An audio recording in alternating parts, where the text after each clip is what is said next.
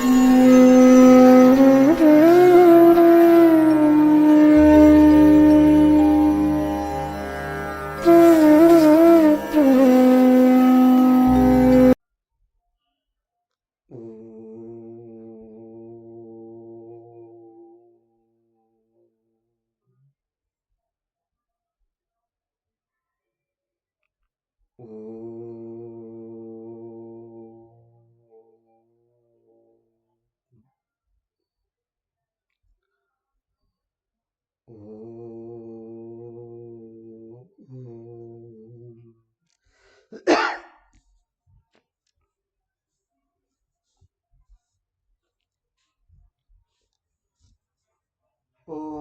సహనావవతు సహనౌ భునక్తు సహ వీర్యం కరవావహై తేజస్వినావధీతమస్తు మా విద్విషావహై. ఓం శాంతి శాంతి శాంతి. ఓం గురుర్బ్రహ్మ గురుర్విష్ణు గురుర్దేవో మహేశ్వరః గురురేవ పరం బ్రహ్మ తస్మై శ్రీ గురవే నమః. ఓం పార్థాయ ప్రతిబోధితాం భగవతా నారాయణేన స్వయం వ్యాసేన గ్రథితాం పురాణమునినా మధ్యే మహాభారతం అద్వైతామృతవర్షిణీం భగవతీం అష్టాదశాధ్యాయినీం అంబ త్వామనుసందధామి భగవద్గీతే భవద్వేషిణీం. హరి ఓం.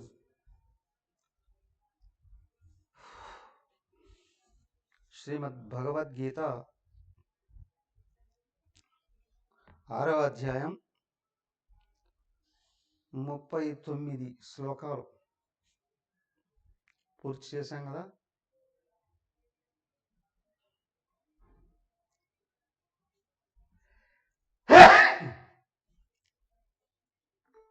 రామ్ రామ్.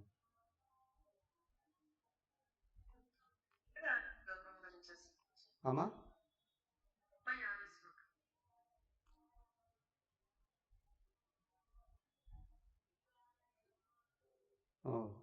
37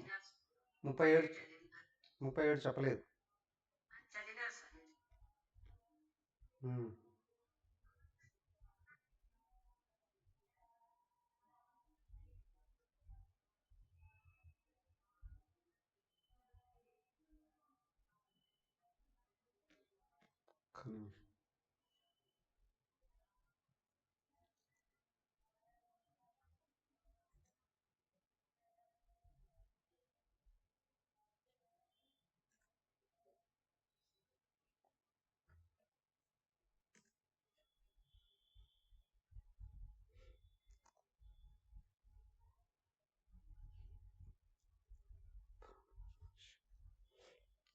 హరి ఓం.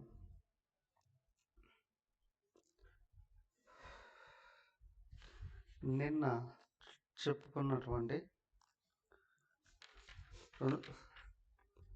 రెండు శ్లోకాలైనా నిన్న అయింది.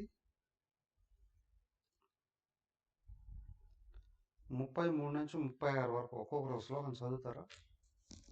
ఒక్కొక్కటి శ్లోకాలు వచ్చిన వాళ్ళు చదవండి.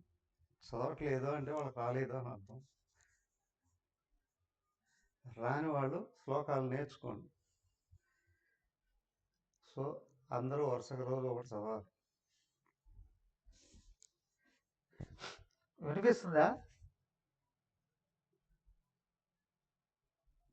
కొంతమంది గోడ మీద ఫోటోలు లాగా అట్లా లాగా నిలబడిపోయింది.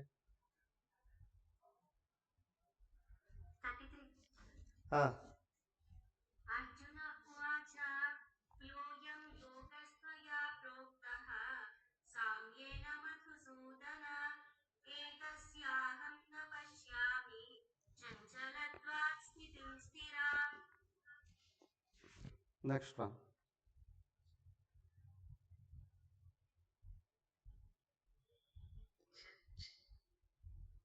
శ్లోకాలు వచ్చిన వాళ్ళు చదవండి. మళ్ళీ నేను పేరు చెప్పేదా కాకుండా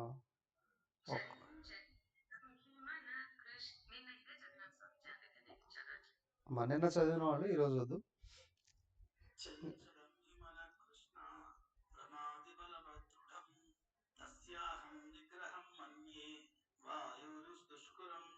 ఆ, శ్రీభగవానువాచ అసంశయం మహాబాహో మనోదుర్నిగ్రహం చలం అభ్యాసేన తు కౌంతేయ వైరాగ్యేన చ గృహ్యతే ఉమ్, అసంశయాత్మనా యోగః దుష్ప్రాప ఇతి మే మతిః వశ్యాత్మనా తు యతతా శక్యో వాప్తుముపాయతః. హరి ఓం. భగవంతుడు 32 శ్లోకాలలో ముఖ్యంగా 11 నుండి 32 శ్లోకాలలో ధ్యానాన్ని గురించి బోధన అంతా చెప్పేశాడు. దాంట్లో మెలకువలు కూడా చెప్పేశాడు. పూర్ణత్వాన్ని గురించి కూడా వివరించేశాడు. చివరికి 3 శ్లోకాల్లో తత్వమసి మహావాక్యాన్ని సమన్వయం చేశాడు. జీవుడు ఆ దేవుడే, అన్యంగా లేడు అని. అయితే ఈ విషయం తెలియాలి అని అంటే మనసు ఆగితే అనుభవం వస్తుంది. కానీ ఈ మనసు ఆగేటువంటిది కాదు కదా అర్జునుడి యొక్క సందేహం. ఏమయ్యా నువ్వు చెప్పేది బాగుంది కానీ మనసు ఆగితే కదా ఆ విషయం తెలిసేది, లేకపోతే ఈ విషయం ఎలా తెలుస్తుంది? వెంటనే భగవంతుడు అందుకున్నాడు. అర్జున నువ్వు చెప్పింది కరెక్టే, మనసు ఆగదు, ఆపచ్చు, దానంతటా అది ఆగదు. నిద్రలో లయం అయిపోతుంది, కానీ మళ్ళీ లేస్తేనే మొదలవుతుంది. కానీ ఆపచ్చు అభ్యాస వైరాగ్యాలతో. చక్కగా బాగా వివరించారు. అయితే ఇక్కడ కూడా ఏంటంటే, అదిగో నీ మనసు నువ్వు చెప్పినట్టు వింటుంది అని అంటే నువ్వు ఆపుకోవచ్చు, కానీ నీ మనసు నీ మాటే విందు అని అంటే, మా పిల్లలు చాలా మంచివాళ్ళండి, ఓకే అయితే నీ మాటకు విలువ ఇస్తారు, నువ్వు చెప్పింది వింటారు, మంచిని ఆచరిస్తారు, ఓకే. మా ఆవిడ చాలా గొప్పదండి, ఎలా చెప్తావు? నా మాట అస్సలు విందండి, తనకు నచ్చిందే చేస్తుందండి. ఇప్పుడు నువ్వు గొప్పది అని అంటున్నావే,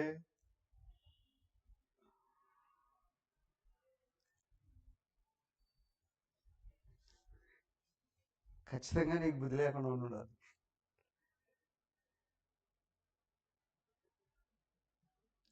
అదెట్లా?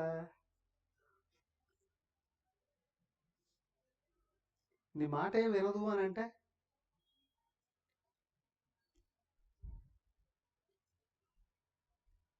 ఇక్కడ భార్యను పొగిడాడు అంటే భర్త తప్ప అని కాదు. నాకంత నాలెడ్జి లేదనో, లౌక్యం లేదనో, సమర్థత లేదనో, అవునా, పెద్ద కుటుంబం ఉండి వచ్చిందనో, ఉన్నతమైన ఆలోచన ఉంటుందనో, ఈ విచక్షణ ఉంది అంటే జ్ఞానం ఉంది, అవునా. గొప్పతనాన్ని అర్థం చేసుకోవాలి అని అంటే బుద్ధి పనిచేస్తుంది కదా. నా మాట వింద కాబట్టి గొప్పది అని అంటే స్లోగా ఏమైపోయావు, నీ లోపల ఆలోచన శక్తి పడిపోయింది అని, ఆలోచించే స్థితిలో కూడా లేవు. ఇక్కడ ఎందుకండి ఆ విధంగా చెప్తున్నానంటే, ఇక్కడ భార్య అనే విషయం కాదు, ఇక్కడ మనసు బుద్ధి భార్య భర్తలు లాంటివే. మనసు బుద్ధి భార్యాభర్తలు లాంటివే. బుద్ధి మాట మనసు వినాలా, మనసు మాట బుద్ధి వినాలా? ఏమండి మళ్ళీ ఎక్కడికో తీసుకొని వెళ్తున్నారు. భర్త మాట భార్య వినాలా, భార్య మాట భర్త వినాలా? కాదు, ఇక్కడ మనసు మంచిదైతే మంచి ఆలోచనలే చేస్తుంది. మంచి అంటే ఎలా అంటావు? ఎవరికి చెడు చేయదు, సైమల్టేనియస్గా తనకు కూడా చెడు కలగనివ్వదు అని. అర్థమైందా? ఎవరికీ చెడు చేయదు అంటే ఇతరులకే చెడు చేయనప్పుడు తనకెందుకు మంచి చెడు చేస్తుంది తన మనసు? అవునా? ఒక్కొక్కసారి అతి మంచి పనికిరాదండి. నిజంగా మంచి అయితే ఎందుకు పనికిరాదయ్యా? అందరికి మంచి జరగాలండి, నేను దెబ్బతిన్నానండి, అసమర్థుడివి, బుద్ధి లేదని అర్థం కదా. నిజంగా మనసు మంచిదైతే అందరికీ మంచి చేస్తుంది అని అంటే, అవునా, తనకు ఆ మాత్రం జ్ఞానం ఉండాలి కదా. ఉంటేనేగా ఇతరులకు మంచి చేసేది. ఇతరులకు మంచి చేస్తున్నామంటే మాత్రం జ్ఞానం ఉంటేనే కదా. సో కాబట్టి ఇక్కడ ఏంటి అంటే మనసు మంచిది అని అంటే ఇతరులకు మంచి, తనకు మంచి చేస్తుంది. దానికి ఇక్కడ ఎలాగా మంచిది అవుతుందయ్యా? ఇక్కడ స్పష్టంగా బోధించారు. ఏంటి అంటే అందరిలో ఉన్నది భగవంతుడే అనే విషయం ఎక్కడైతే స్పష్టంగా తెలుస్తుందో ఎవరికి చెడు చెయ్యవు. అప్పుడు బుద్ధి కూడా మనసును అనుసరిస్తుంది. అంటే బుద్ధి జ్ఞానం ఉంది, బుద్ధి ఉంది. అర్థమైందా? బుద్ధి ఉంది అంటే జ్ఞానం ఉంది, జ్ఞానం ఉంది అంటే బుద్ధి ఉంది. అప్పుడు మనసు మంచి చేస్తుంది అంటే బుద్ధి అనుసరిస్తుంది. ఎందుకు? మనసుకు క్లారిటీ ఉండాలి అందరిలో ఆయన ఉన్నాడు అని. ఇప్పుడు అదే బుద్ధికి జ్ఞానం ఉంటే కదా మనసుకు గోచరించేది. అందరిలో ఆయన ఉన్నాడు అనే విషయం నీకు ఎట్లా తెలుస్తుంది? బుద్ధి శాస్త్రజ్ఞానాన్ని సంపాదించుకొని గుర్తుపెట్టుకోనుంటే అప్పుడు చూడబడేది ప్రపంచం. దీంట్లో కనిపించే సర్వజీవరాశులలో జీవుడుగా ఆయనే ఉన్నాడు. నామరూపాలు తయారు చేసింది ఆయనే. నామరూపాలుగా లో జీవుడుగా ఉన్నది కూడా ఆయన. బుద్ధికి తెలిస్తే కదా మనం చూసేది. కళ్ళద్దాలు పెట్టుకున్నానండి, చూసేది ఎవరు అంటే కళ్ళద్దాలు చూస్తున్నట్టున్నాయి కానీ కళ్ళద్దాలు చూస్తాయా? ఆ అద్దాలకు వెనకలున్న కళ్ళు చూస్తాయి. మనసు అంటే ఏంటి? బహిర్ముఖమైన ఆలోచన. ఆలోచనకు వెనకల జ్ఞానం ఉంది అంటే బుద్ధి ఉంది అనే. జ్ఞానం ఉంది అంటేనే విచక్షణ ఉంటుంది, విచక్షణ ఉంది అంటేనే యుక్త అయుక్త వ్యవహారం ఉంటుంది. మంచి, ఇది చెడు, ఇది రైట్, ఇది రాంగ్. కాబట్టి ఇక్కడ భావం మనోరూపం దాల్స్తే జ్ఞానం బుద్ధి రూపం దాలుస్తుంది.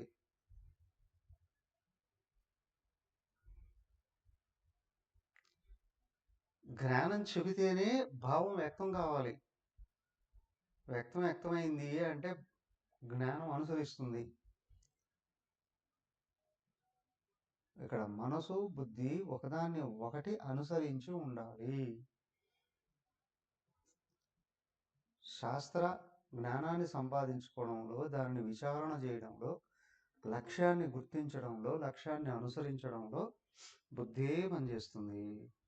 కానీ వ్యవహారాలలో ప్రపంచంలోకి వెళ్ళినప్పుడు మనసు ఉంది, శుద్ధమైంది అంటే మంచి భావాలతో ముందుకెడుతుంది. దానికి జ్ఞానం తోడ్పడుతుంది. ఇప్పుడు తన లక్ష్యాన్ని అందుకోవడంలో బుద్ధి మనసు వ్యతిరేకించకూడదు. మనసు బుద్ధిని అనుసరించాలి. అప్పుడు భావాన్ని జ్ఞానము, జ్ఞానాన్ని భావము అనుసరించి రెండూ కలిసి ఉన్నాయి అని అంటే మనోబుద్ధులు అనుకూలంగా ఉన్నాయి. ఎవరికి? నాకు. నేనెవరు? లోపల ఉన్న శివ చైతన్యాన్ని.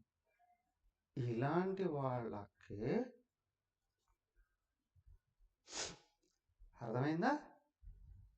అనంతమైన ఆత్మ తన స్వరూపంగా ఉంది, అదే తనకు లక్ష్యం అయ్యింది, అది అందుకోవడానికే నేను పుట్టాను. ఇలాంటి సంకల్పాలన్నీ వస్తాయి. దాన్ని అనుసరించడం, ఇక్కడ ధ్యానాన్ని చేయడం అనేటువంటిది జరుగుతుంది. ఇంత తతంగం ఉంది లోపల. ఏదో పాఠం చదువుకున్నానండి, చెప్పేశానండి. ఎల్కేజీ యూకేజీ వాళ్ళు కూడా చేస్తారు కదా. దానికి బ్రహ్మజ్ఞుడైన గురువు దగ్గర శిక్షణ పొందిన మనోబుద్ధులు కలిగిన సాధకుడు కానీ సాధ్యుడు కానీ లోతుగా ఆలోచించగలడు, సరైన విచారణ చేయగలడు, శాస్త్రాల లోతుని గుర్తించగలడు, సమన్వయం చేసి అందించగలడు. సో ఇలాంటి వాళ్ళ దగ్గర మనం శిక్షణ పొందాము అంటే మనం కూడా అనంతమైన పరమాత్మ యొక్క లోతులు చూడడానికి అవకాశం ఉంది. ఇప్పుడు ప్రపంచం గొప్పదా, జీవుడు గొప్పడా అండి?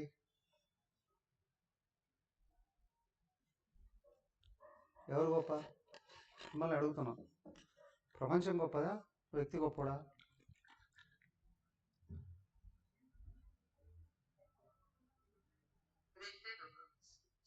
ఎలా అంటే ప్రశ్న మనకు తెలియాలి. ఎందుకంటే ఇక్కడ వ్యక్తిగా ఉన్నది భగవంతుడే. ఊరికే అనడం కాదు, వెనకన్నది అనంతమైన పరమాత్మే లోపల నుంచి వ్యక్తిగా చూస్తున్నాడు కాబట్టి గొప్ప. ప్రపంచం అండి పంచభూతాలతో కూడా ఇక్కడ భూగోళంలో కనిపించేది. అఫ్ కోర్స్ విశ్వం అంతా అయినప్పటికి కూడా ఆత్మలో 4వ వంతే కదా. కానీ ఇది పుట్టిపోయేదే కదా, నిరంతర మార్పులతో కూడి ఉంది కదా. జీవుడి కంటే ప్రపంచం గొప్పది ఎట్లా అవుతుంది? అయ్యా జీవుడు సాక్షాత్ భగవంతుడేనండి. జీవుడు అనేవాడే లేడు భగవంతుడి కంటే అన్యంగా. ఈ జీవుడికి ఇక్కడ నేనుగా ఉన్నది ఆయనే అని అర్థమైనప్పుడు ఎస్, పరమాత్మ గొప్పోడు. ఆయనే అన్ని జీవరాశులు కూడా ఉన్నాడు. సో ఇప్పుడు ఇంకో ప్రశ్న, బయట ప్రపంచం గొప్పదా, లోపల ప్రపంచం గొప్పదా? బయట తెలుసుకోవాల్సింది ఎక్కువగా ఉందా, లోపల తెలుసుకోవాల్సింది ఎక్కువ ఉందా? బయట పంచిపోతాలేగా.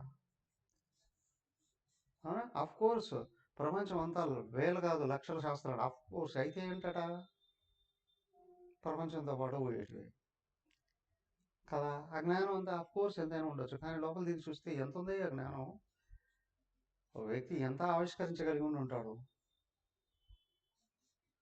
కానీ ఇంకా ఎంత ఉంది, ఎంత జ్ఞానం ఉంది. కాబట్టి దృష్టి అంతర్ముఖం అయితే జ్ఞానం నిరంతరం ఎదుగుతుంది. అంతేకాదు దృష్టి అంతర్ముఖం అయితే ప్రపంచం విషయ జ్ఞానం కూడా అవలీలగా అవపోషణ పట్టబడుతుంది, తప్పనిసరిగా అర్థమవుతుంది. అర్థమైనా? సో కాబట్టి ప్రపంచం కంటే జీవుడు గొప్పోడు. ప్రపంచంలో ఉన్న జ్ఞానం కంటే పరమాత్మలో ఉన్న జ్ఞానం, పరమాత్మ అయి ఉన్న జ్ఞానం, అంతర్ముఖ జ్ఞానం అన్ని విధాలా ఎక్కువైంది, అనంతంగా కూడా ఉంది. పుస్తకాల్లో ఉన్నది సరిపోతుందా సరిపోదా, దొరుకుతుందో లేదో, ఎక్కడ ఏ పుస్తకం ఉందో తెలియదు, ఇంటర్నెట్లోకి వెళ్తాడు, అబ్బా ఎంత ఉంటుంది కానీ. అవునా, ఆ ఇంటర్నెట్లో జ్ఞానం కూడా ప్రపంచంలో ఉన్నది ఎవడో ఒకటి పెట్టిందే కదా. కానీ ఇక్కడ అంతర్ముఖ దృష్టితో పరమాత్మలో వెతికితే, ఈశ్వరుల్లో వెతికితే ఇంకా ఇప్పుడు 2025 కదా అండి, ఇంకొక 2025 సంవత్సరాలు కాదు, నువ్వు లక్షల సంవత్సరాల కొద్ది అన్వేషణ చేసినా తరగనంత విజ్ఞానం లోపల ఉంది. సో మనోబుద్ధులు వశంలో ఉంటే వీటన్నిటిని తెలుసుకోవడం, ఆవిష్కరించడం, అనుభవించడం, వ్యక్తం చేయడం అన్నీ జరుగుతాయి. మనోబుద్ధులు స్వాధీనంలో లేకపోతే బయట ఉన్నటివి కుదరవు, లోపల ఉన్నటి ఎక్కడ తీస్తావు బయటికి? అర్జునుడికి అర్థమైంది. సరేనయ్యా, మనతో బుద్ధి అనుకూలంగా ఉంది, అన్వేషణ చేస్తూ ఉన్నావు, తత్వాన్ని అందుకోకపోతే అంటే ముక్తి పొందకపోతే ఒక డౌట్. సరేనండి, అంతర్ముఖ దృష్టితో లోపల జ్ఞానాన్ని పొందలేకపోతే ఎంత జ్ఞానాన్ని పొందగలం ఒక జీవితంలో? ఎన్ని పనులు చేయగలవు ఒక జీవితంలో?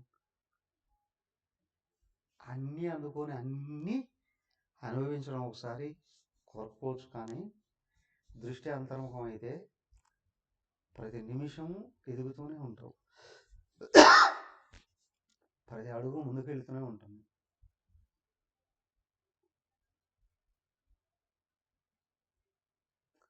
అమ్మాయి జన్మలు సాలబ్బా అని కూడా అనాల్సిన అవసరం కూడా లేదు. దృష్టి అంతర్ముఖమైన అంటే మనోబుద్ధుల వశంలో ఉన్నవాడు అసమర్థుడు కాదు,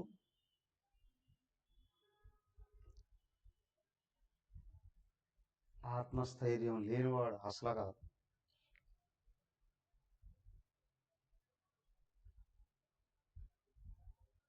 నిరంతరం ఎదుగుతూనే ఉంటాడు.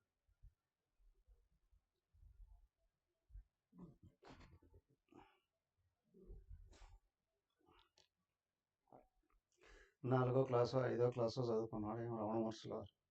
ప్రపంచం అంతా నేర్చుకో 5వ క్లాసు వరకు ఏమన్నా చదువుకున్నారో లేదో రామకృష్ణ పరమహంస ప్రపంచం అంతా నేర్చుకుంటూనే ఉంది. తపోవనుడు ఎక్కువ చదువుకున్నాడా, గురుదేవుడు ఎక్కువ చదువుకున్నాడా?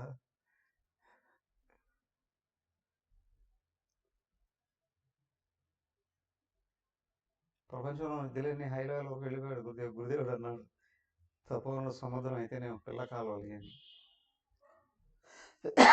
కాబట్టి ఇక్కడ మనం పాఠశాలలో చదువుకుంటున్న చదువులు ఇక్కడ లెక్క కట్టబడవు.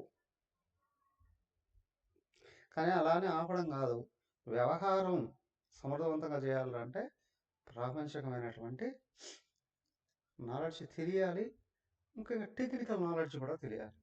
కంప్యూటర్ నేర్చుకుంటే ఆపరేట్ చేయగలవు, నేర్చుకోకపోతే ఆపరేట్ చేయలేవు. మెడిసిన్ చదివితే వైద్యం చేయగలవు, లేకపోతే చేయలేవు. లా చదివి ఉంటే కోర్టులు వాదించగలవు, లేకపోతే వాదించలేవు. కొంతమంది ముద్దాయిలు వాదించుకుంటారు కదండి. నువ్వు ముద్దాయి కావాలి వాదించుకోవాలంటే కోర్టులోకి వెళ్ళి. అది కాదు. సో ప్రపంచ జ్ఞానం పనిచేయడానికి పనికొస్తుంది, ప్రపంచం గురించి తెలుసుకోవడానికి పనికొస్తుంది. ఆత్మకు సంబంధించిన జ్ఞానం ప్రపంచంలో ఆత్మ న్యూనత ఇవ్వదు. లోతులకు వెళ్ళి సర్వాన్ని గుర్తించే శక్తిని ఇస్తుంది. కానీ అర్జునుడి ప్రశ్న ఒకే విషయం మీద, మోక్షాన్ని పొందలేకపోతే ఎలా? చూడండి ఏమని అడిగాడు. అర్జున ఉవాచ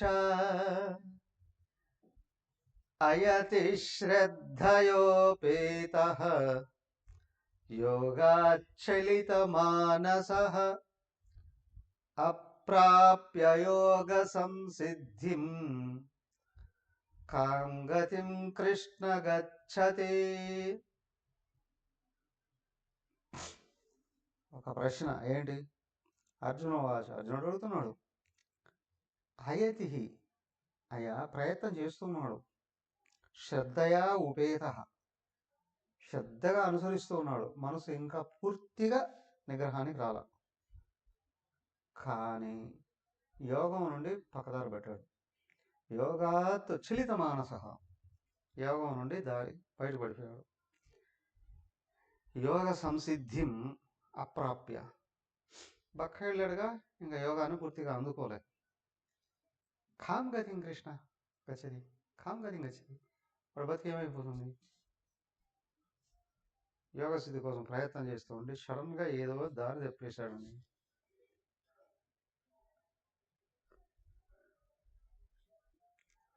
విషయ వ్యామోహంలో పడిపోయాడో లేదా విషయాల చేత ఆకర్షించబడ్డాడో పరమాత్మను మర్చిపోయాడు, ప్రపంచంలోకి జారిపోయాడు. ఆత్మ కంటే అర్ధకామాలు మేలని పక్కదారి పట్టేశాడు. ఆయన ఏమవుతాడు? యోగాన్ని పొందలేడుగా, ఏమైపోతాడు? ఏమయ్యా అది ఇది రెండు పోగొట్టుకున్నాడు అయిపోతాడా? చూడు, కచ్చిన్నో భయ విభ్రష్ట చిన్నాభ్రమివ నశ్యతి అప్రతిష్టో మహాబాహో విమూఢో బ్రహ్మణ పథి. అయ్యా ఉభయ విభ్రష్ట, ఖచ్చిత ఒకనొకడు, అందరూ కాదులేండి, ఎవడో ఒకనొకడు యోగ సంసిద్ధి పొందలే. ఉభయ విభ్రష్ట, రెండు జారిపోయినట్టేగా, భౌతికమైన లోక సుఖాలని పొందలేదు, వదిలేశాడు. అయ్యా అట్లా యోగ సంసిద్ధిని ఆత్మను అందుకోలేదు. చిన్న అభ్రమివ నశ్యతి.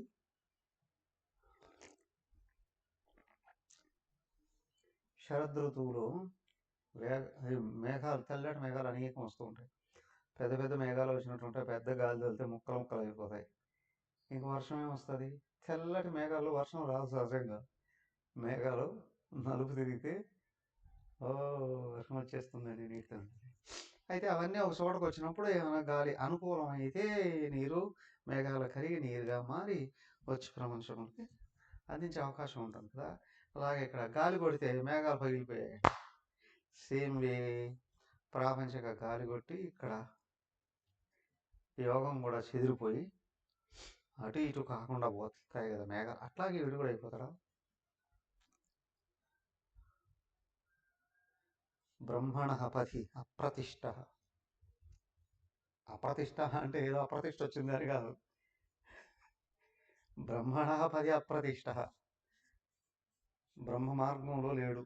బ్రహ్మ స్థితి రాల, బ్రహ్మ మార్గం నుండి కూడా జారిపోయాడు. ప్రతిష్ట అప్రతిష్ట, ప్రతిష్ఠితుడు కాల.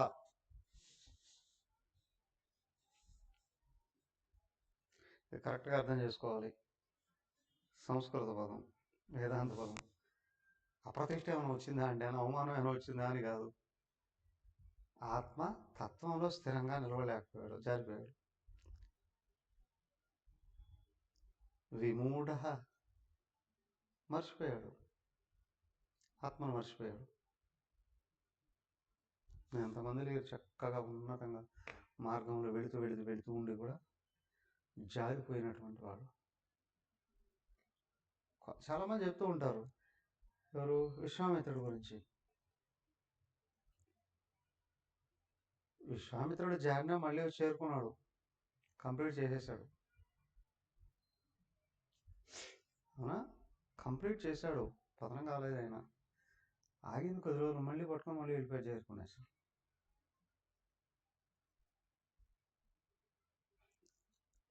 కానీ ఆత్మను కంప్లీట్గా మర్చిపోతే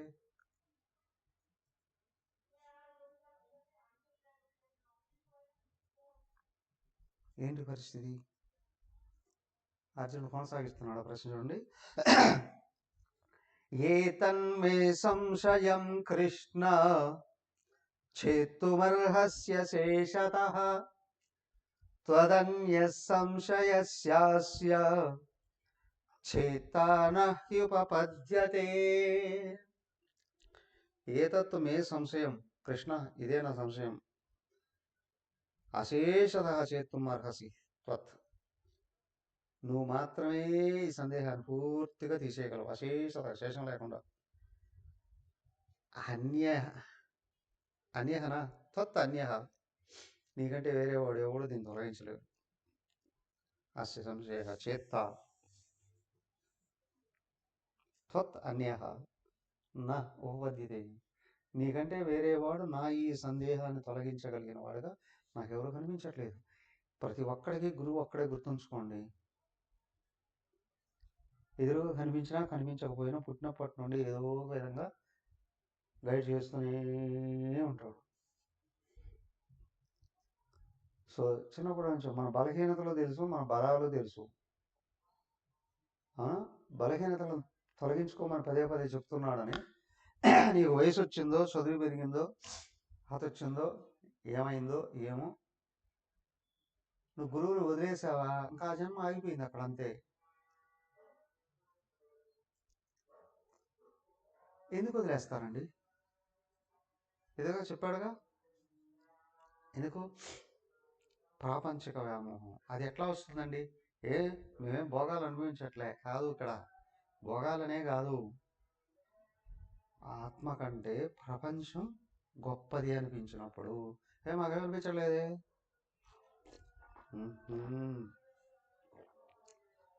మోహం ధర్మ అర్థ కామ 3 రూపాలలోనూ ఆవహిస్తుంది.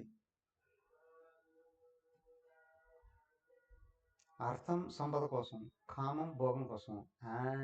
ఈ మూడింటికంటే అనేవి ధర్మం అని అనుకుంటున్నావు, కానీ ప్రాపంచిక ధర్మమా, పారమార్థిక ధర్మమా? నువ్వు పారమార్థిక ధర్మాన్ని అనుసరిస్తే గుణాల్లో మార్పు రావాలి, ప్రపంచం మీద తర్వాత మీద పడిపోవాలి. కానీ ఇక్కడ భయంకరమైన మోహం ఏంటి అంటే, బాగా గమనించండి, అర్థం కామమే కాదు, ఇంకా పేరు ప్రతిష్టల కాంక్ష, పదవీ కాంక్ష.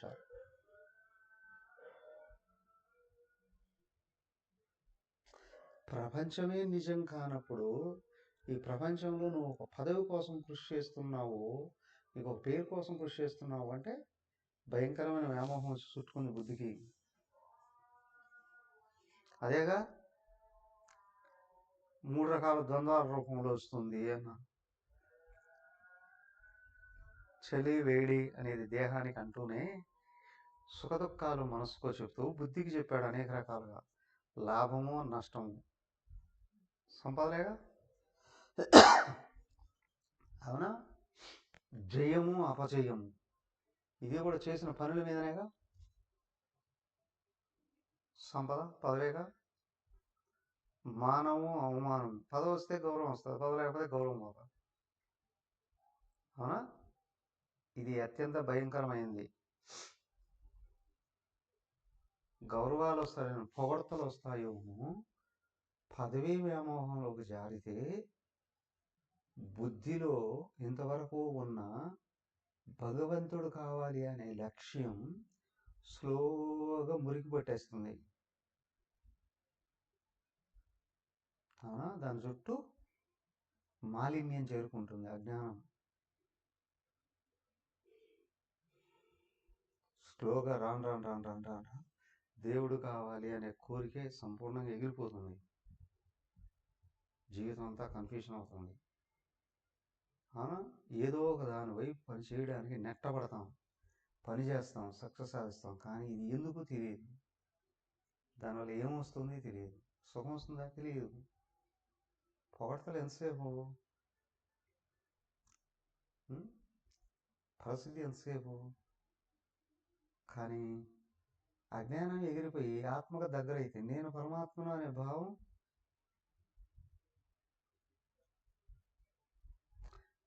అంతఃకరణ శుద్ధితో కలిగిన ఈ భావం ఎవరితో పోల్చుకొని ఇవ్వదు, ఉన్నవాడు ఒకడేగా, అందరూ అదే. ఈ ఆనందాన్ని టేస్ట్ చేయగలిగినటువంటి వాడు వదలకుండా పట్టుకోవాలి జాగ్రత్తగా. సర్వకాల సర్వావస్థల్లో గజేంద్రుడు వేడుకుంటాడు, నీవే పరం బెరుగన్,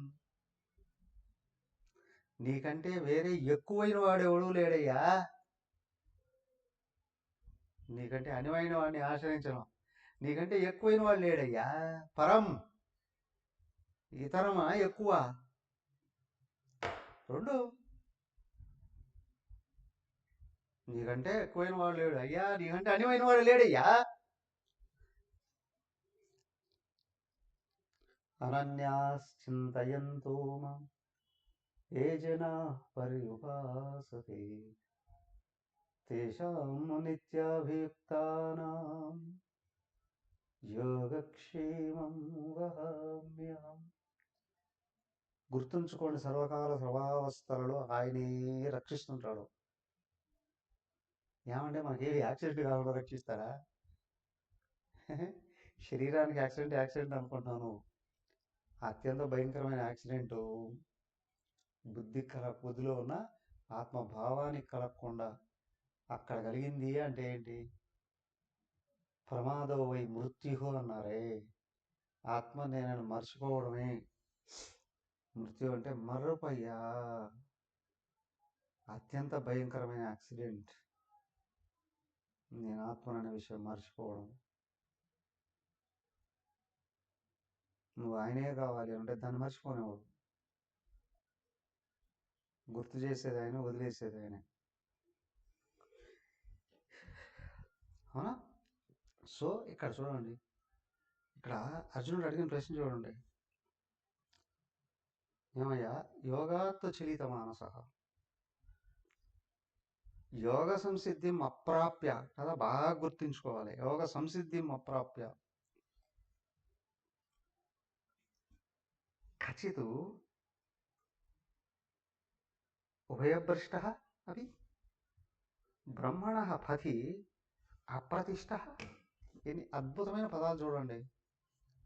ఆత్మను అందుకోకుండా ఒకటి లక్ష్యానికి దూరం అయ్యా, మార్గము కూడా పోతే కొంతమంది లక్ష్యాన్ని అందుకోలేదండి.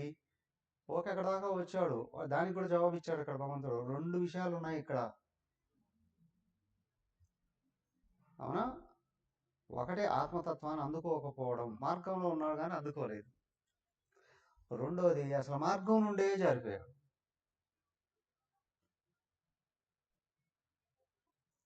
బ్రహ్మణ పథి అప్రతిష్ట, బ్రహ్మ మార్గములో లేకుండా ఉభయ విభ్రష్ట.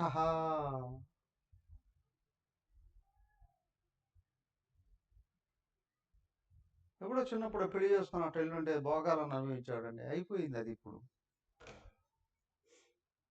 కానీ అది లేకుండా ఇది లేకుండా పోతాడా? ఈ సంశయాన్ని నువ్వు తప్ప నాకు ఎవడు వివరించలేడండి. ఇది లోపల స్పష్టంగా గుర్తుంచుకోవాల్సింది, అవునా? ఇక్కడ రెండు ప్రశ్నలకి భగవంతుడు అద్భుతంగా జవాబులు ఇచ్చాడు. గమనించి చూడండి. ఒకటి, అందుకోలేక చనిపోయిన వాడేమవుతాడు, అందుకోకముందే చనిపోయిన వాడేమవుతాడు. ఒకడు బతికున్నాడు కానీ పక్కదారి పట్టేశారు, వీడేమవుతాడు? మార్గాన్ని వదిలేశాడు.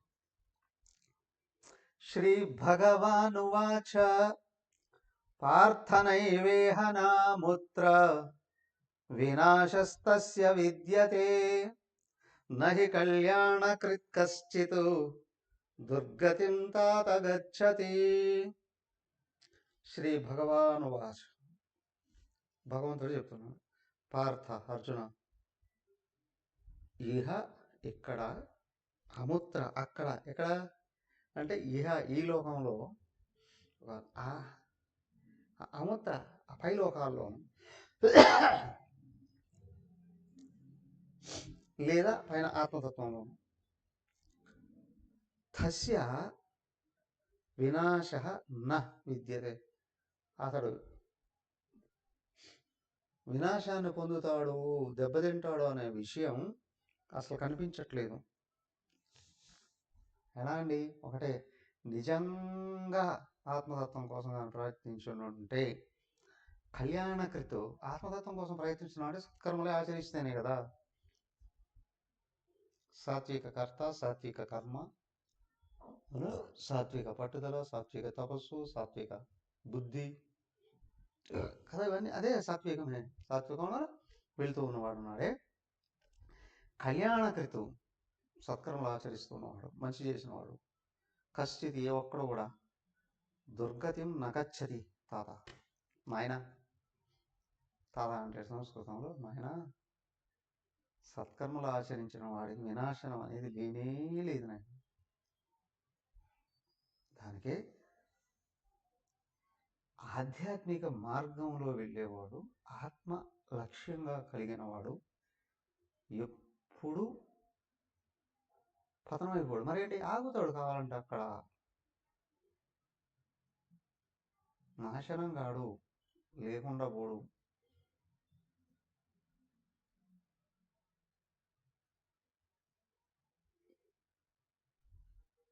ఏమవుతాడండి?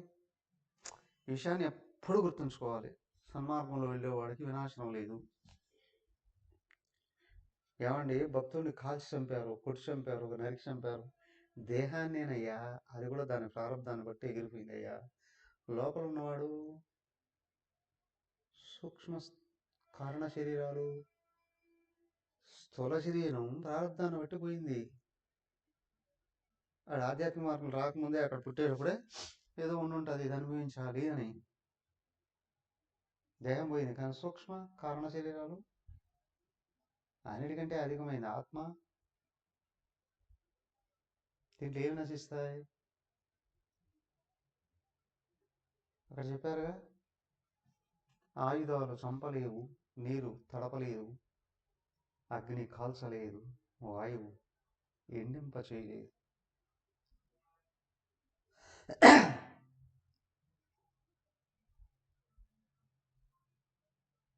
మరి ఏమవుతాడండి? ఇదిగో వెంటనే చెప్తున్నాడు చూడండి.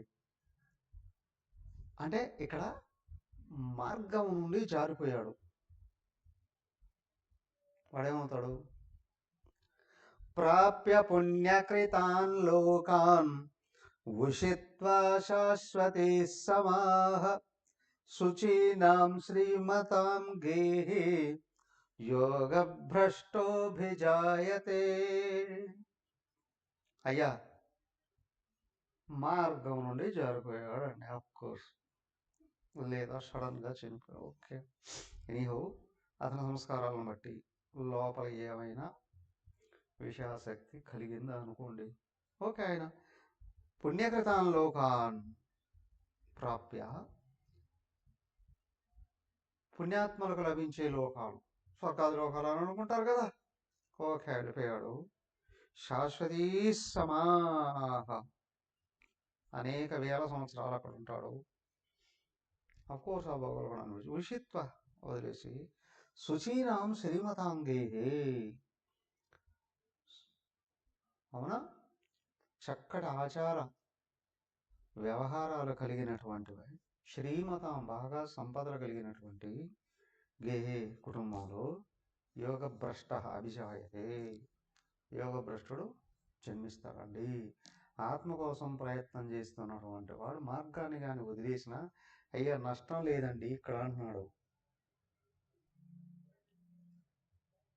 ఎందుకంటే కేవలం భోగాల కోసం ప్రయత్నిస్తే అవే లభిస్తాయి. కానీ ఆత్మ కోసం ప్రయత్నం చేసేవాడు లోపల సూక్ష్మ శరీరంలో అనేకమైన అద్భుతమైన మార్పులు జరిగేస్తాయి. పుణ్యకర్మలు చేసేవాడు 100 జన్మలలో కర్మలు చేయడం వల్ల పొందే ఫలాన్ని ఆత్మ కోసం ప్రయత్నం చేసేవాడు ఒకే రోజులో పొందొచ్చు. అతను ఎప్పుడు లోపల గుణాలు దాటేది, కానీ ఇక్కడ గుణాలు దాటేయడానికి కదా ప్రయత్నం చేస్తుంది ఆధ్యాత్మికుడు. గుణాలు దాటేస్తున్నాడుగా, కృషిని మొత్తం వ్యక్తిత్వాన్ని వికసింపజేసుకోవడానికి కృషి చేస్తున్నాడు. అమితమైన వేగంతో ముందుకెళ్తున్నాడు. Okay, accident of course. అయ్యా, ఈయన స్వర్గాది లోకాల్లో కొన్ని వేల సంవత్సరాలు భోగాలు అనుభవించి కూడా ఉషిత్వ వదిలిపారేసి ఇక్కడికి వచ్చి బాగా సంపద, లోక మర్యాద, సంస్కారాలు కలిగిన కుటుంబంలో పడుతున్నాడు. యోగభ్రష్ట అభిజాయతి, యోగభ్రష్టుడు పడుతున్నాడు. దానికే చెప్తారు యోగి వేమన. ఓకే, బుద్ధుడు శుచీనాం శ్రీమతాంగేహి, అవునా, బుద్ధుడు కూడా అలాగే జన్మించాడు.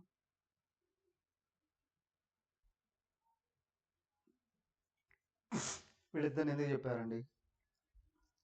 వీళ్ళిద్దరు కూడా భోగాలు అనుభవించారు కదా, మళ్ళీ ఇక్కడ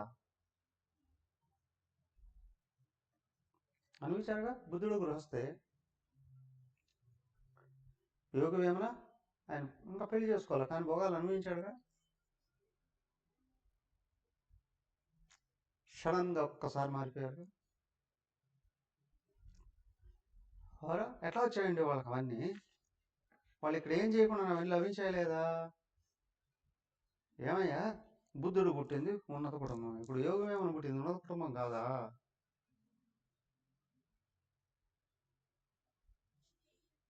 అవునా, అక్కడ అమ్మగారి గురించి రాలేదు, కానీ వాళ్ళ వదిన మహాత్మురాలండి, ఆమె శిక్షణ ఇచ్చిందండి.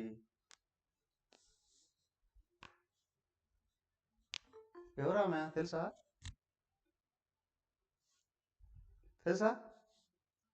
యోగవేమన వాళ్ళ వదిన తెలుసా? అందరికీ తెలుసు.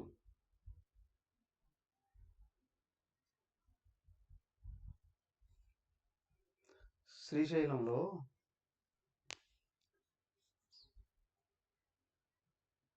వెళ్ళాం, గుర్తుందా? వచ్చారో లేదు అందరూ. మల్లమ్మ గుడి అని చూసాం, గుర్తుందా?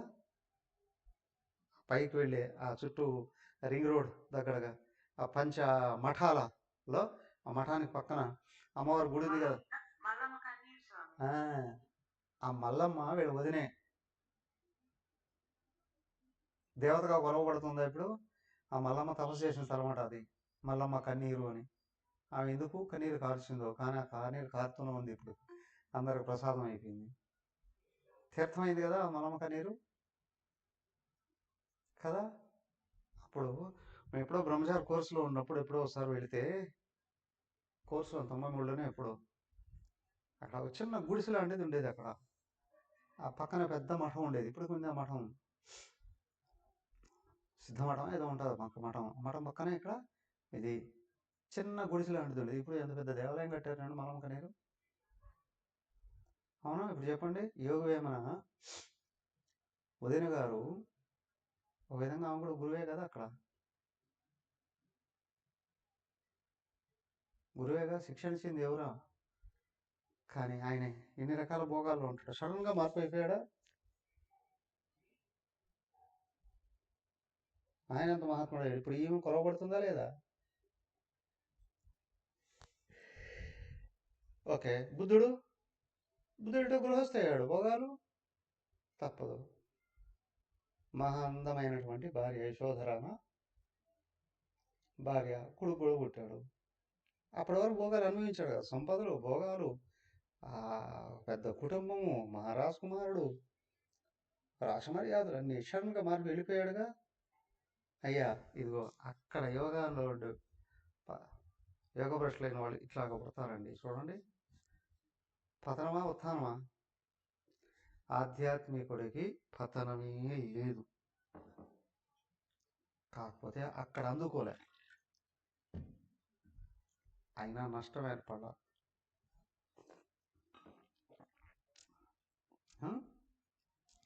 అయితే ఇంకొంతమంది మార్గంలో ఉండగా అందుకోకముందు చనిపోయాడు అని అనుకోండి, వాళ్ళు ఏమవుతారండి? ఇదిగో, అథవా యోగినామేవ కులే భవతి ధీమతాం ఏతద్ధి దుర్లభతరం లోకే జన్మ యదీదృశం. ఇంకా కొంతమంది వాళ్ళేమయ్యారు? ఇదిగో, అథవా ఒకవేళ యోగినామేవ కులే భవతి, యోగం అందుకోకముందు చనిపోయాడు. యోగినాం కులే భవతి ధీమతాం, యోగినాం ధీమతాం కులే భవతి. యోగులు జ్ఞానవంతులైన వాళ్ళ కుటుంబాల్లో పుడతారు కొంతమంది. శంకర భగవత్పాదులు వాళ్ళ కుటుంబం ఎలాంటిది? తపోవనుడు, రమణ మహర్షులు, రామకృష్ణ పరమహంస,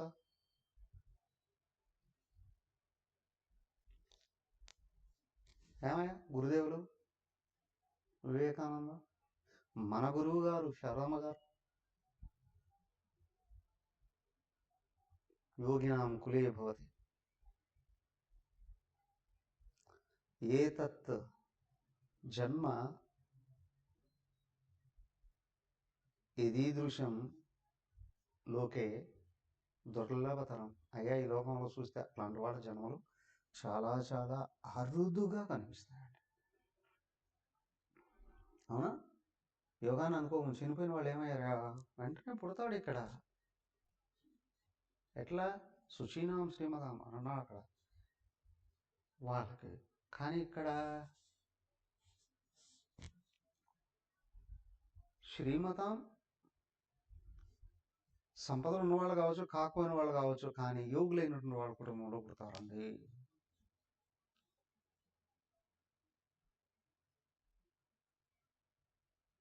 చూడండి ఇలాంటి మహాత్ములు అప్పుడు ఏం చేస్తారండి? ఈ ఇద్దరు విషయాల్లో కూడా చూడండి, శ్లోకం చదివేసలేద్దాం. తత్ర తం బుద్ధి సంయోగం లభతే పౌర్వదేహికం యతతే చ తతో భూయః సంసిద్ధౌ కురు నందన. తత్ర అక్కడ తం బుద్ధి సంయోగం, తం ఆ యోగం బుద్ధి సంయోగం, బుద్ధితో కూడి వచ్చింది, బుద్ధితో కలుస్తుంది. పౌర్వదేహికం బుద్ధి సంయోగం, పూర్వజన్మలో చేసిన సాధన ఉందే ఇక్కడ కంటిన్యూ అయిపోతుంది. మార్గభ్రష్టులైన వాళ్ళేమో భోగ ఆకాంక్ష ఉంది కాబట్టి పైలోకాలు వెళ్ళి భోగాలు అనుభవించి ఇక్కడ కూడా వచ్చి మళ్ళీ కొన్ని భోగాలు అనుభవించి దాడతారు. కానీ జన్మ ఆగిపోయినటువంటి వాళ్ళు ఉంటారే, మధ్యలో యోగం ఆగిపోయింది, భ్రష్టులు కాల, వాళ్ళు పుట్టుకతోనే మంచి ఉన్నతమైనటువంటి కుటుంబాల్లో పుడతారు. అయ్యా పూర్వం చేసిన సాధన వీళ్ళకి వెంటనే నడుస్తుంది, ప్రారంభం నుండి నడుస్తుంది. తపోనుడికి చిన్నప్పటి నుంచి వచ్చేసింది, రామకృష్ణ మనసుకు చిన్నప్పటి నుంచి వచ్చేసింది. కానీ ఇంకొంతమంది ఉన్నారు, వాళ్ళు భోగాలు అధికారాలు సంపదలు కలిగిన వాళ్ళ కుటుంబాలు ఉంటారే, వాళ్ళకైనా సరే సడన్గా వచ్చేస్తుంది మార్పు. అప్పుడేమైంది, ఆ పూర్వోపయోగం వచ్చి జాయిన్ అయిపోతారు. అయ్యా రైలు పోతూ ఉంటే ఒక పెట్టి జారిపోయిందండి, రైలు వెళ్ళిపోయింది, పెట్టి జారిపోయింది. అది యాక్సిడెంట్ అయి పడిపోవచ్చు, లేకపోతే ఆగిపోవచ్చు. కానీ బండి ఆగితే మళ్ళీ తీసుకొని బాక్స్ని తగిలించుకోవచ్చు, లేదా వేరే ఇంజన్కి తగిలించుకోవచ్చు. కొన్ని బాక్సులు కొన్ని స్టేషన్లో వదిలేసి వెళ్ళిపోతారు, ఇంకొక ఇంజన్ వచ్చి తగులుకొని వెళ్ళిపోతుంది, తగిలించుకొని వెళ్ళిపోతుంది. అలాగే ఇక్కడ ఏమవుతుంది, ఇక్కడ ఒకడే భగవంతుడు. కానీ ఆ ఉపాధులు అక్కడ సాధన అయింది కదా, మళ్ళీ వచ్చి ఆ సాధన అంతా దాచిపెడతాడు ఆయన కదా, ఇక్కడికి వచ్చి మళ్ళీ యాడ్ చేసేస్తారు. అవునా, యతతే చతత భూయ సంసిద్ధౌ కులందనం. ఇక్కడ పుడుతూనే వెంటనే కొంతమంది స్టార్ట్ అయిపోతారు, కొంతమంది కొద్ది రోజుల తర్వాత స్టార్ట్ కావచ్చు, ఇంకొంతమందికి అయ్యా భోగాలు అయిపోయింది, ఏదో కొంచెం భోగాలు ఉంటాయి అక్కడ, అది అయిపోతున్నా వచ్చి జాయిన్ అయిపోతుంది. కానీ ఈ యోగం మాత్రం నశింపు కలగడం అంటూ లేదయ్యా. శరీరం నశించిపోయినట్లుగా యోగం నశించిపోదు. చెప్పాం కదా, శాస్త్రాల్లో మనం వింటూనే ఉన్నాం, పూర్వకర్మలన్నీ వెంట వస్తాయి అని. పూర్వ యోగం ఎందుకు రాదు? వీళ్ళు కర్మఫలాలు కోరుకోలేదు, యోగాన్ని అభ్యసించారు కదా, ఎక్కడికి పోతుంది? మనం ఇప్పుడు విశ్వామిత్రుడు వారు దెబ్బతింది మధ్యలో, కొంచెం కొద్ది రోజులైన సతీర్థం వచ్చేసాడు కదా. విశ్వామిత్రుడు వారి జన్మ పతనాన్ని గురించి చెప్తావా? మధ్యలో ఆగింది కొంచెం, కానీ అదే జీవితంలోనూ కంప్లీట్ చేసేసాడు ఆయన. అయ్యా ఇక్కడ జన్మ పోయింది అంటే మళ్ళీ వచ్చేస్తుంది. చిన్నప్పటి నుండి హస్తామలకుడు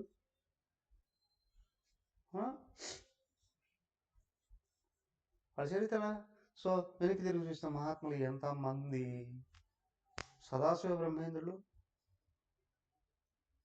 కదా, ఇలా ఎంతమంది మహాత్ములు పెళ్లిపేటల మీద నుంచి వెళ్ళిపోయిన వాళ్ళు, చిన్న విషయానికి అలిగి వెళ్ళిపోయిన వాళ్ళు కదా, కొంచెం కష్టాన్ని భౌతికమైన విషయాన్ని ఇష్టం లేక వెళ్ళిపోయిన వాళ్ళు ఎంతమంది మహానుభావులు. పూర్వం యోగం తోడు కాకపోతే వీళ్ళు ఇక్కడ ఇవన్నీ ఎట్లాగా పూర్తి చేయగలరు? అర్థమైందా? సో ఆధ్యాత్మిక మార్గంలో పతనం లేదండి. ఆగాడు, అయితే పక్కదారిలోకి వెళ్ళిపోయిన వాడు టైం పడుతుంది. స్వర్గానికి వెళ్ళొచ్చాడండి, ఒక స్వర్గానికి వెళ్ళొచ్చినప్పటికీ 1000 సంవత్సరాలు పడవచ్చు, లక్షల సంవత్సరాలు పడవచ్చు, ఒకసారి యుగాలు కూడా మారిపోవచ్చు. కానీ ఆ జీవుడికి లోపల దెబ్బతిందో చాలా టైం పడుతుంది. కానీ ఇక్కడ దేహం ఓడిపోయిందండి, మీడికి వచ్చేస్తుంది. ఆయన ఇప్పటికిప్పుడే పూర్తి చేసేసేయచ్చు, ఇంకా ఉన్నదో ఉన్నదైనా. సో అర్జునుడి సందేహం అందుకోకపోతే ఎట్లా? అయ్యా మళ్ళీ పుట్టి వీటికి అందుకొని వస్తానండి. అర్జునుడి కూడా సందేహం, దారి తప్పేస్తే ఎట్లా? దారి తప్పినా దేనికోసం దారి తప్పాడో అది పైలోకాల్లో కూడా పోయి అనుభవించవచ్చు, మళ్ళీ ఈ లోకంలో కూడా అనుభవిస్తాడండి అయాచితంగా. కానీ మళ్ళీ వచ్చి యోగం అందుకుంటుంది, ముందుకెళ్ళిపోతాం. వెనక్కి వెళ్ళడం అంటూ ఉండదండి. అర్థమైందా? ఆగిపోవచ్చు కొంతమందికి ఒక జన్మ, కొంతమందికి ఒక యుగము, కొంతమందికి కొన్ని యుగాలు కూడా ఆగచ్చునేమో, కానీ నష్టం లేదు. కానీ అందుకోకముందు చనిపోయినా ఇమ్మీడియట్గా మళ్ళీ వచ్చి అనుకుంటాడు.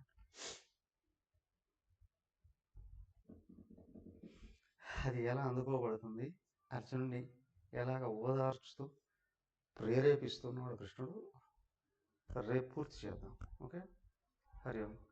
ఓం సర్వే భవంతు సుఖినః, సర్వే సంతు నిరామయాః, సర్వే భద్రాణి పశ్యంతు, మా కశ్చిద్ దుఃఖభాగ్ భవేత్. ఓం శాంతి శాంతి శాంతి. హరి ఓం. శ్రీ గురుభ్యో నమః. హరి ఓం.